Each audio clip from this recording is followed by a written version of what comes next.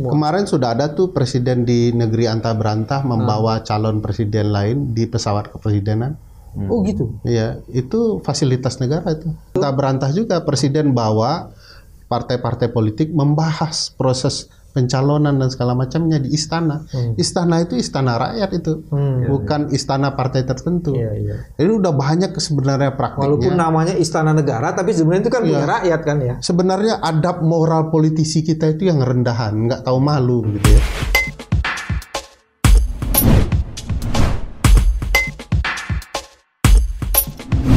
Bismillahirrahmanirrahim. Assalamualaikum warahmatullahi wabarakatuh. Teman-teman, jumpa lagi di channel ini. Yang mau kita bahas adalah soal korupsi dan pemilu. Apakah pemilu dikorupsi atau ada korupsi di pemilu? Ada orang yang ahli anti korupsi, Novel Baswedan, dan ada orang yang ahli pemilu, Ferry Amsari. Kita akan mendiskusikan itu. Dalam sejarah kepemiluan, tak pernah ada yang tak dikorupsi.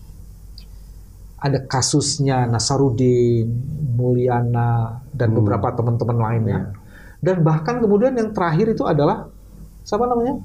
Yang terakhir, orang KPU ini yang kena ini, Iwan?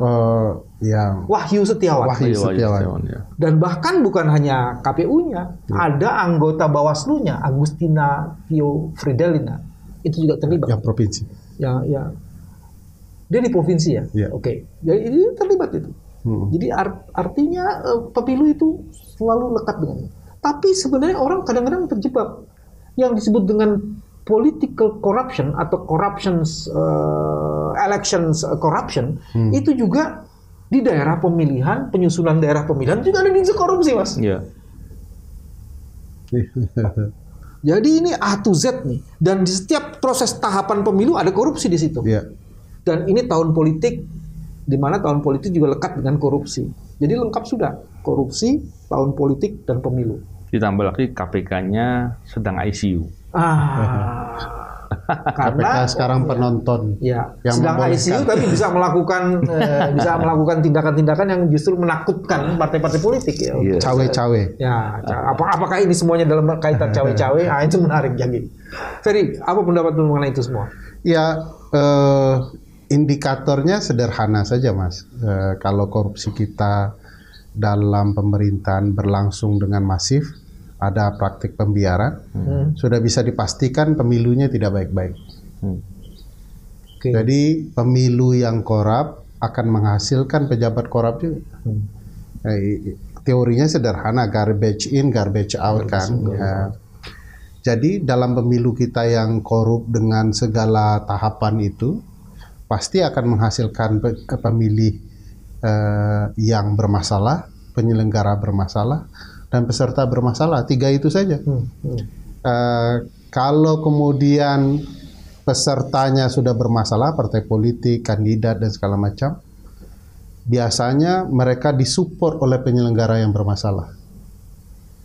Dan kalau ternyata terjadi pembiaran, biasanya pemilihnya juga bermasalah. Pemilih diam saja. Kan kata Einstein, bukan yang mengkhawatirkan adalah besarnya kejahatan, tetapi besarnya orang baik membiarkan terjadinya kejahatan. Jadi dalam pemilu kita ya juga begitu. Kita sama-sama bengong aja membiarkan kejahatan itu terjadi, dan akhirnya kita direpresentasikan oleh penjahat gitu ya. Jadi dalam konteks ilmu kepemiluannya dan ilmu anti korupsi memang ada kaitannya dengan proses penyelenggaraan yang buruk gitu. Dan Mas Novel, KPK itu konsentrasi di korupsi dalam penyelenggaraan pemilu. Biasanya konsentrasinya di pengadaan barang dan jasa. Waktu kasus pertama kali, Mas Novel udah di KPK dong? Ada Mulyana Wekusuma. Belum. Oh, itu belum? Saya 2007 itu 2006. Oh, 2006. Tapi yang Nasaruddin setelah itu kan ada lanjutan itu, ada beberapa itu. Terus bagaimana pendapat Novel di situ kan? Iya, jadi gini Pak, kalau saya melihat dari kepemiluan, korupsi di masalah kepemiluan ya, kita bisa bicara terkait dengan pengadaan barang dan jasanya. Tapi itu kan dari ini aja ya, dari hal yang garis besarnya. Tapi kita bisa melihat dari orang-orang yang ikut dalam proses pemilu yang menggunakan uang, dan biasanya uang itu hasil dari kejahatan korupsi, kan gitu.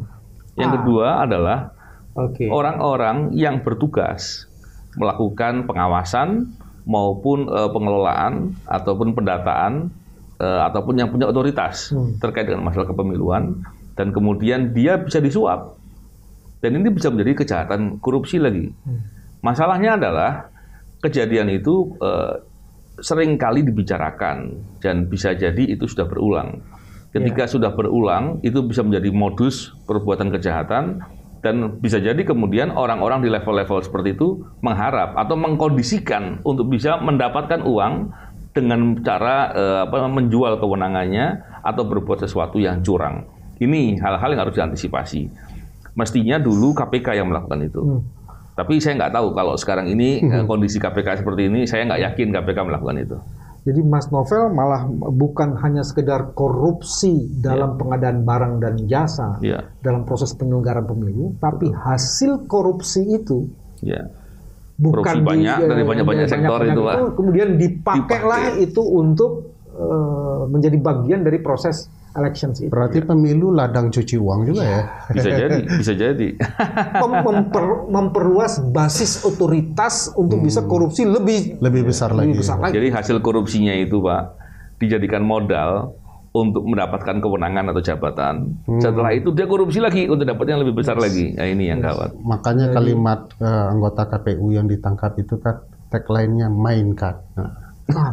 Kan tagline-nya dalam proses penyelidikan KPK, mainkan. Nah, kita harus bangun tagline, ayo bersihkan pemilu kita dari praktek cuci uang. Itu kan luar biasa itu, Mas. Tapi ngomong mainkan dulu tuh, saya belum coba dielaborasi dulu. Mainkan. Waktu upaya untuk menyuap anggota KPU dalam upaya alih kursi itu. Salah satu kalimat yang digunakan sebagai bahasa kode agar proses manipulasi itu terjadi adalah kalimat mainkan. Jadi akhirnya mainkan itu artinya lanjutkan. Iya, dia sudah sepakat untuk melakukan kecurangan itu. Ayo kita mainkan, kurang lebih gitu. Boleh nggak saya menggunakan kata lanjutkan? Mainkan lanjutkan permainan toh. Iya, kalau maknanya positif, kalau negatif kan jangan lanjutkan. Karena sekarang ada tagline perubahan dan lanjutkan gitu. Saya nggak mau masuk ke sana, dia maksa juga. Jadi ya entahlah ya, kalau kita lihat dengan permainan itu tidak akan berkembang di 2024, Mas. Dengan catatan luar biasa. Verifikasi sudah curang, ada kalimat yang luar biasa untuk kecurangan itu, untuk memastikan seluruh partai tertentu untuk bisa lolos, dan itu kan jelas bagian dari permainan. Bisa disebut political corruption juga kan di kecurangan. Sudah pasti political corruption. Jadi membiarkan kemudian orang tidak sesuai dengan konsep administrasi hanya untuk kepentingan, itu pasti dampak politiknya luar biasa. Kalau dampak politiknya luar biasa, termasuk kursinya juga akan berimbas kepada praktik-praktik korupsi. Itu bagaimana fair yang kecurangan dalam konteks pengaturan daerah pemilihan? Iya. Ini kan sudah nih peserta diatur, setelah peserta diatur nanti juga diatur daerah pemilihan. Biasanya penggambaran daerah pemilihan itu disesuaikan dengan kepentingan anggota DPR. Jadi yang mau digambar itu daerah-daerah yang kira-kira orang akan milih dia saja. Kalau perlu dibelok-belokkan. Nah, ini yang disebut dulu di Amerika itu karena dia gambar, Mas, dapilnya yang sesuai dengan pemilihnya, sudah didata dia, begitu jadi mirip gambar kadal air, salamander itu. Maka karena pelakunya namanya Jerry dan gambarnya mirip salamander, digabung jadi gerrymandering. Artinya praktik curang penggambaran dapil. Itu disebut dengan gerrymandering. Jadi gerrymandering itu tidak hanya soal pemilih, lama-kelamaan misalnya nanti rasialnya digambar. Maka ada kalimat dalam kecurangan pemilu, racial mandering.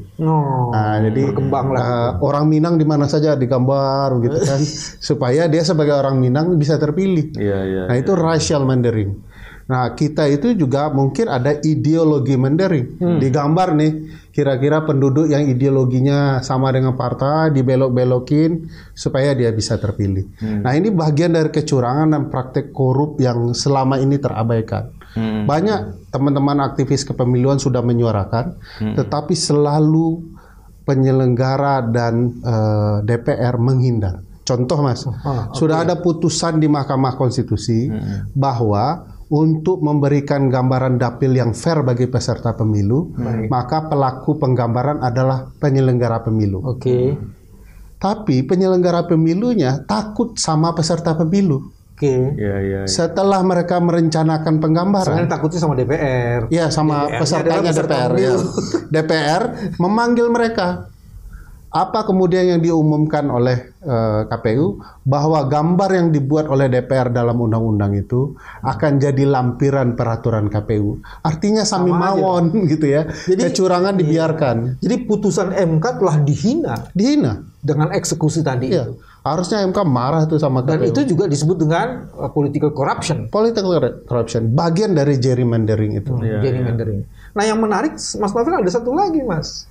Putusan DKPP terhadap organ penyelenggara pemilu, pimpinan KPU, itu dianggap tidak sangat tegas. Ya, sama dengan KPK juga yang dibahas dalam YouTube-nya Mas Novel dan Mas BW, bahwa ada praktek pembiaran dewas, praktek korupsi. DKPP kita juga begitu. Kalau di KPK ada dewasnya, di penyelenggara ada DKPP-nya. Nah, maksud saya tuh, Mas, itu gimana itu ya? Kan kemarin kan misalnya begini, 6 dari 10 jajaran penyelenggara pemilu di Sulawesi Utara itu ternyata melakukan kecurangan. Hanya satu yang dijatuhi sanksi, diberhentikan. Yang lainnya masih di ini kan. Terus ketua KPU juga beberapa kali melakukan pelanggaran.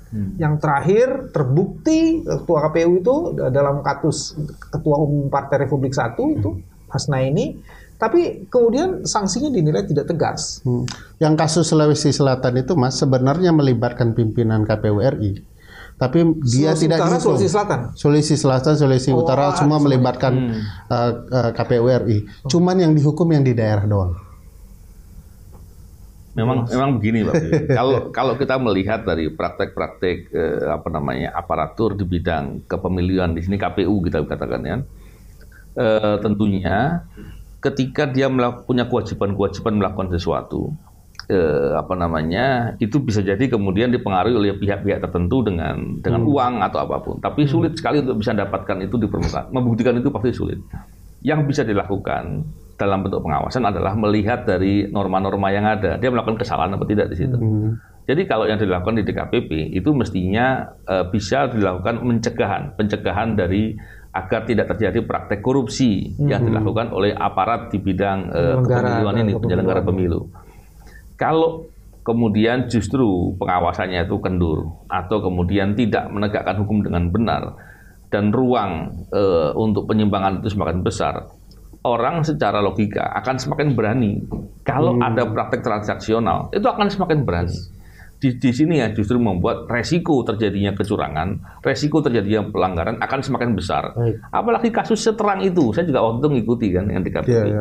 Jadi seterang itu, sevulgar itu, yang buktinya sangat kuat, kemudian tidak diberikan sanksi yang semestinya. Terus DKPP mau menegakkan etik yang seperti apa lagi gitu.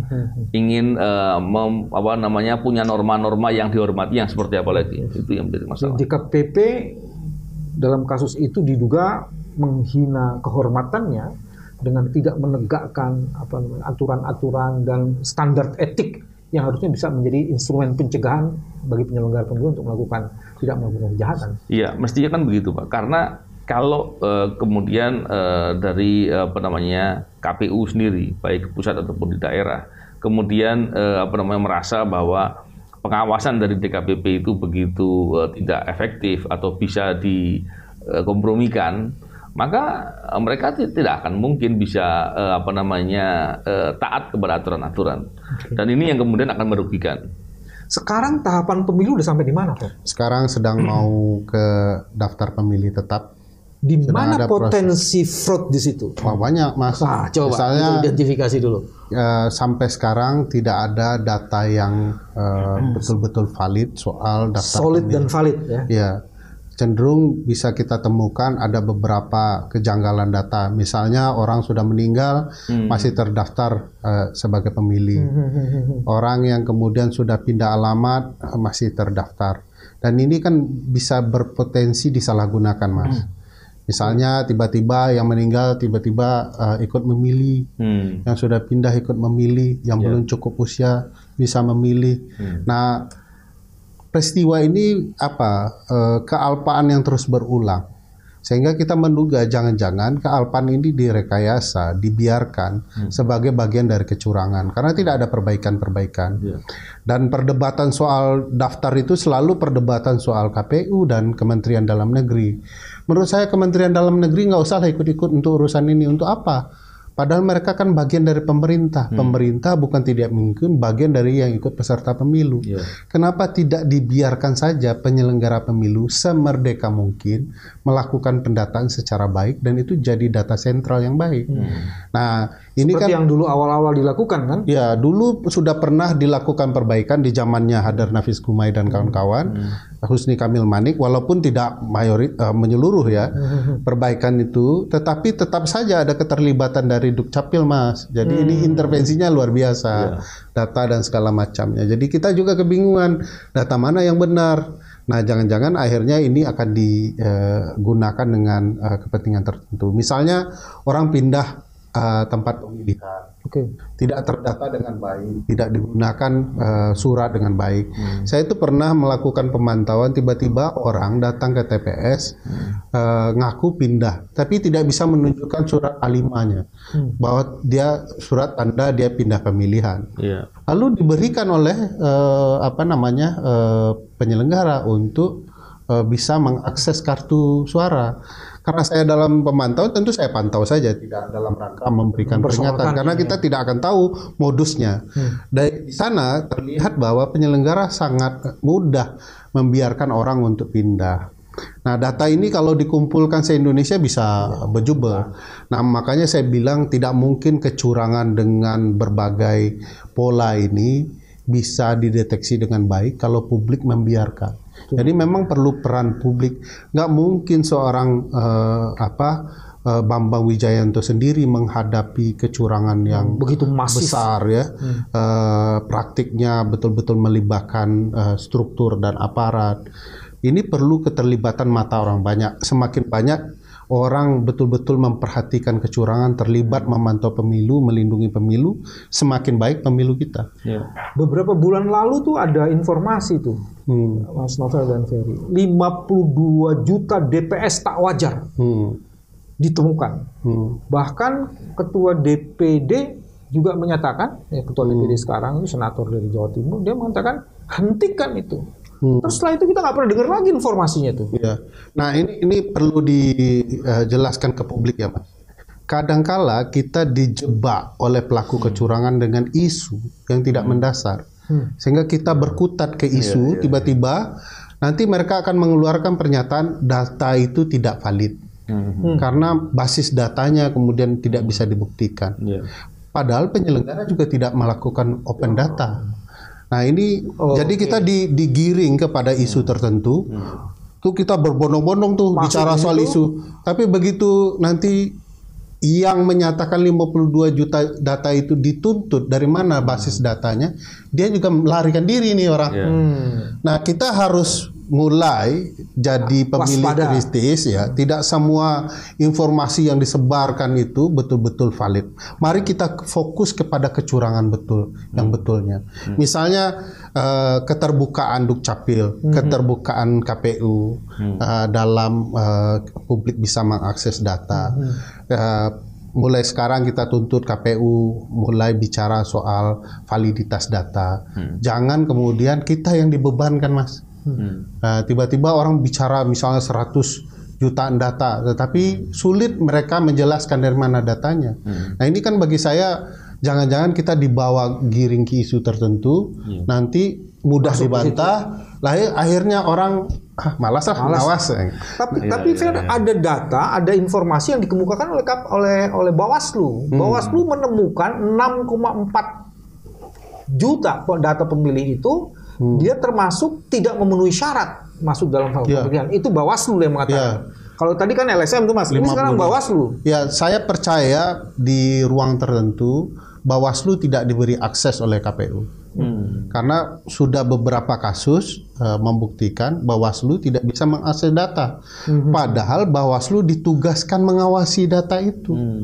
Makanya timbul kemudian pernyataan-pernyataan Bawaslu yang kontra dengan kebijakan KPU. Yang saya yakin itu adalah temuan yang berharga untuk kita cermati lebih jauh. Kalau kemudian Bawaslu menemukan ada kejanggalan data, itu tidak hanya diumumkan, tetapi juga diberikan sanksi kepada penyelenggara yang memang tidak cermat untuk itu. Ini bukan data remeh-temeh, Mas. Ini data penting bagi demokrasi kita ke depan. Kalau kemudian DPT hasil perbaikan di kemudian hari ternyata juga masih memperlihatkan permasalahan di data, kita bisa yakinkan pemilu kita akan punya proses yang simpang siur. Ini saya mau balik lagi ya. Jadi menurut informasi itu ya, uji petik dilakukan terhadap 16,6 juta. Dan ditemukan dari 16,6 itu 6,4. Data yang tidak termasuk atau yang dikualifikasi belum seluruhnya itu ya. Iya. Artinya kan kalau mau dikasih persentase, 6,4 dari 16, Mas. Itu kan hampir 30% ya, Mas. 25% itu data itu. Jadi dari 200-an lebih itu 25% itu data itu termasuk dikualifikasi itu. Jadi ini agak mengerikan betul kan? Curang. Dan kemudian yang kedua, Mas Novel, Ketua Bawaslu pernah menyatakan, saya akan adukan ini anggota KPU karena anggota Bawaslu maksudnya itu dihalang-halangi untuk memeriksa yang seperti Ferry bilang itu. Itu kejadian gitu kayak gimana? Melaporkan ke DKPP? Enggak, dia bilang ini dilaporin pidana, Bos. Karena menghalang-halangi itu. Ya karena saya agak khawatir juga kalau dilaporkan DKPP nanti cuma ini lagi. Agak mengerikan di situ. Nah, ada lagi satu kajian ini. Nah, ini mungkin Pak Ferry ini dari Open Society Justice Initiative. 2005 itu dia bikin satu kajian. Dia membagi korupsi pemilih itu dalam 3 klaster, 3 klasifikasi. Yang orang sudah sering dengar itu adalah money politics, jual beli suara. Tapi yang paling menarik, jual beli suara itu tidak hanya masyarakat dan peserta. Di antara peserta sendiri ada jual beli suara. Gimana hasil pemantauanmu? Iya. Kalau kita lihat ya, persaingan di pemilu yang sistem terbuka adalah antar peserta itu juga luar biasa.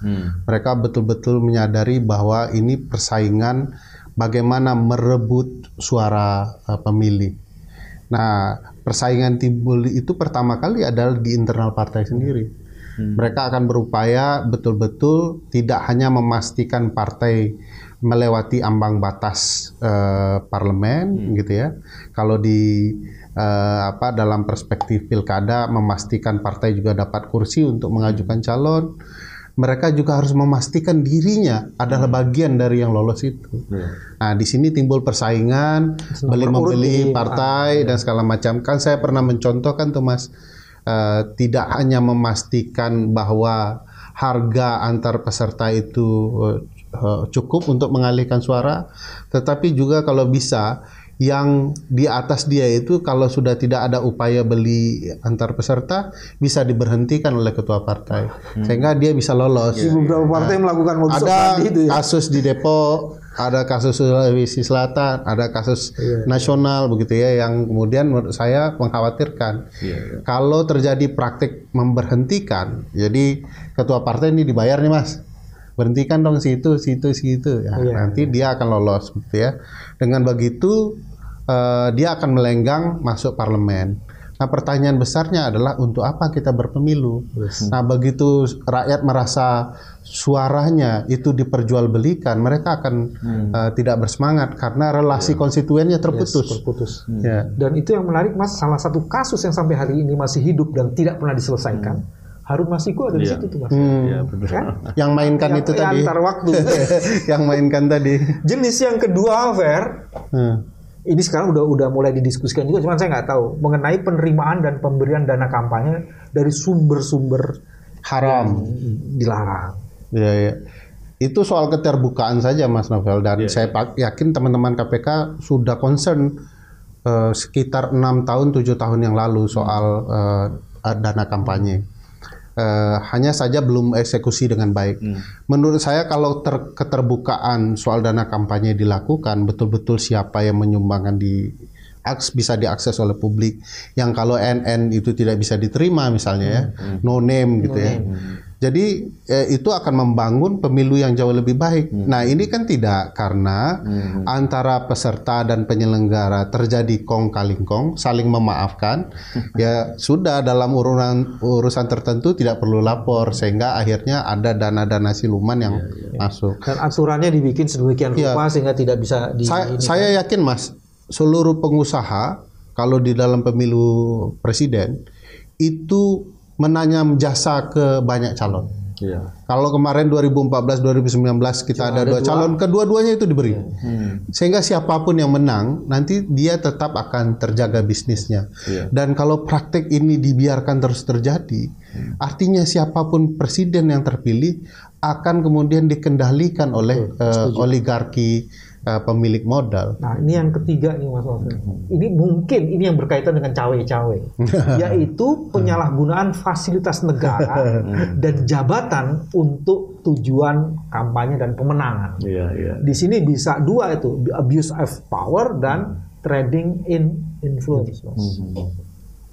Itu menurut Open Society, dan kayaknya tiga-tiganya itu bekerja di Indonesia semua. Kemarin sudah ada tuh presiden di negeri antah berantah membawa calon presiden lain di pesawat kepresidenan. Oh gitu. Iya, itu fasilitas negara itu. Dan itu bagian dari yang disebut dengan korupsi. Di negara antah berantah juga presiden bawa partai-partai politik membahas proses pencalonan dan segala macamnya di istana. Istana itu istana rakyat itu, bukan istana partai tertentu. Jadi udah banyak sebenarnya praktiknya. Walaupun namanya istana negara, tapi sebenarnya itu kan punya rakyat kan ya. Sebenarnya adab moral politisi kita itu yang rendahan, nggak tahu malu gitu ya. Sebenarnya kan presiden bisa berjumpa ketua partai di restoran mana gitu ya. Kenapa harus fasilitas negara? Seolah mau menyombongkan, saya ini sedang dominan, saya ini bisa mengatur permainan, saya bisa cawe-cawe, mau pakai arti positif mau pakai arti negatif, cawe-cawe tetap negatif Mas. Jadi kalau plus tambah minus dia akan tetap negatif kan. Jadi apapun makna yang sedang dikembangkan dalam praktik politik kita, sebenarnya ada politiknya sudah tahu. Nah jarang sekali politisi kita ini berperilaku seperti bapak dan ibu bangsa kita. Dia tahu betul apa yang patut dan tidak patut. Nah ini yang kemudian anehnya, orang nomor 1 di negeri antah berantah ya, malah mempraktikkan sesuatu yang tidak patut, telanjang di depan mata. Dia seolah mau bilang korupsi, penyimpangan, trading in influence, cawe-cawe itu diperbolehkan kalau saya bilang boleh. Dan ini bagi saya praktik yang merusak tradisi ketatanegaraan. L'état c'est moi. L'état c'est moi ya. Kata Louis the King. Negara adalah saya. Jadi Louis the King hari ini hidup kembali. Tapi ada juga raja, ada juga raja yang ini Mas, yang bodoh begitu ya. Lalu dia dikatakan oleh penjahitnya bahwa bajunya ini adalah baju yang paling bagus, padahal dia sedang tidak berbaju.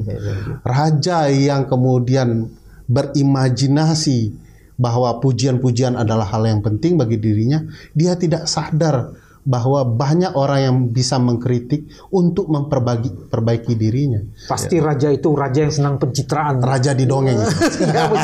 Raja antah berantah. Antah berantah itu. Saya dengerin ceritanya kok serem-serem. saya begini Pak, saya kalau melihat dari praktek-praktek korupsi ya, kadang-kala berpikir ini orang-orang yang korupsi itu memang mereka nggak merasa memiliki negeri kita gitu. Dan karena apa? Korupsi sikap pengkhianatan yang luar biasa. Dengar cerita tadi sama Uda Ferry, saya pikir, wah ini pengkhianatan model lain lagi ini. Atau mereka rasa kepemilikannya terlalu tinggi, overwhelming, memiliki sendiri. Jadi merasa dia yang punya, pokoknya ambil gitu. Jadi gawat sekali seperti Pak Bebe ini. Pengkhianatannya masif lagi masif. Jadi kita kayak diserbu pengkhianat gitu. Iya, aduh kacau. Wah, Kayak kita mulai akhir ini kan, agak pusing kita. Teman-teman, ternyata tahun politik ini yang akan menjelang pemilu dikorupsi dan ada korupsi di pemilu. Dan semuanya itu bagian dari political corruption. Kalau kita ingin selamat, saya garis bawahi apa yang dikemukakan oleh Uda Ferry, tidak ada pilihan lain. Kita bukan sekedar mengamankan kotak suara, tapi membangun kesadaran bahwa ketika pemilu itu salah dan dikorupsi, maka kita hanya akan menciptakan pemimpin-pemimpin korup untuk membuat masa depan Indonesia tambah runyam. Terima kasih. Assalamualaikum warahmatullahi wabarakatuh. Waalaikumsalam.